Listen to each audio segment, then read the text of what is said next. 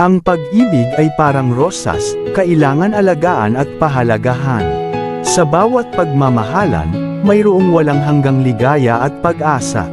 Ang tunay na pagmamahal ay hindi napapagod, hindi sumusuko, at laging handang maghintay. Sa bawat yakap at halik, nararamdaman ang init ng pagmamahal na tunay. Ang pag-ibig ay tulad ng araw, hindi palaging nakikita ngunit laging nararamdaman. Kapag nagmahal ka, huwag mong itago ang iyong damdamin, ipakita mo ng buo at walang takot.